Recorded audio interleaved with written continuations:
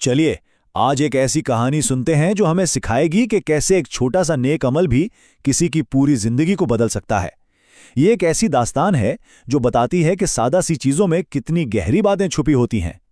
अक्सर हमारे जहन में एक सवाल आता है ना कि क्या नेकी का कोई सिला मिलता भी है या नहीं। मतलब क्या खुलूसे नीयत से किया गया एक छोटा सा काम वाकई कोई मायने रखता है। आइए इस कहानी में इसी सवाल का जवाब तलाश करते हैं। तो कहानी शुरू होती है एक छोटे से गांव में रहने वाले एक लड़के हारिस से, और इस पूरी कहानी का मरकज असल में उसी का किरदार है। देखिए, हारिस के पास कहने को तो पैसा नहीं था, वो माली तौर पर गरीब था, लेकिन उसकी जो असल दौलत थी ना, वो था उसका दिल का साफ, नियत का सच्चा और हमेशा दूसरों के काम आने वाला। बस यही चीजें थीं जो उसे सबसे अलग और अनमोल बनाती थीं। जैसा कि हर कहानी में होता है, एक टर्निंग पॉइंट जरूर आता है। हारिस की जिंदगी में ये टर्निंग पॉइंट, ये मोड़ जंगल में आया। एक बिल्कुल आम सा दिन था, लेकिन वही दिन उसके किरदार का सबसे बड़ा इम्तिहान बनने वाला था।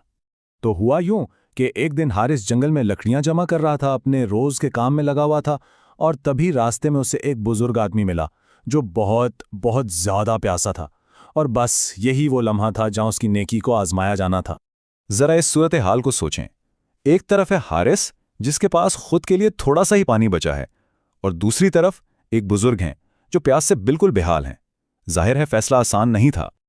लेकिन हारिस के लिए यह शायद मुश्किल था ही नहीं। उसने एक पल की भी देर नहीं की, बिल्कुल नहीं सोचा, और अपना सारा का सारा पानी उन बुजुर्ग को दे दिया। ये चीज बताती है कि नेकी उसके अंदर थी, उसकी फितरत में थी।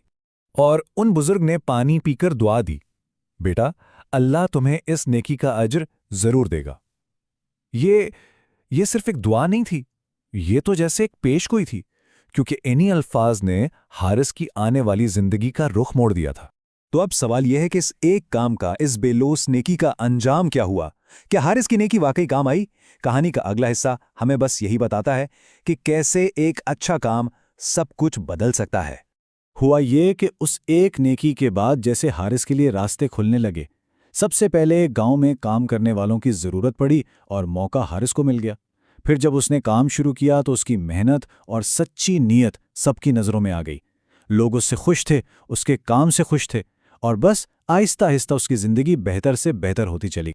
तो इस पूरी कहानी का जो मरकजी ख्याल है वो क्या है? वो है नेक नियति। और नेक नियति का मतलब सिर्फ अच्छा सोचना नहीं है। इसका मतलब है बिना अपने किसी फायदे के दिल से किसी का भला करना। हारिस की कहानी से यही सबक मिलता है कि खुलूस से किया गया कोई भी काम कभी बेकार नहीं जाता। अच्छा, तो आखिर में इस पूरी कहानी से हमें क्या सबक मिलते हैं? चलिए जो सबसे अहम बातें उनको समझने की कोशिश करते हैं। 3 अहम बातें हैं जो इस कहानी से सामने आती हैं। पहली बात, जिसकी नीयत अच्छी हो उसके साथ हमेशा अच्छा ही होता है। दूसरी बात, दूसरों के काम आना, उनकी मदद करना, इससे बड़ी कोई नेकी नहीं। और तीसरी और आखिरी बात कि जब नीयत साफ होना तो अल्लाह की मदद भी जरूर शामिल हो जाती है। ये ऐसे असबाक हैं जो कभी पुराने नहीं होते। तो आखिर में एक सवाल रह जाता है हम सबके लिए कि ये जो हम रोजमर्रा की जिंदगी में नेकी के छोटे छोटे काम करते हैं या कर सकते हैं, क्या उनसे वाकई कोई बड़ा फर्क पड़ता है?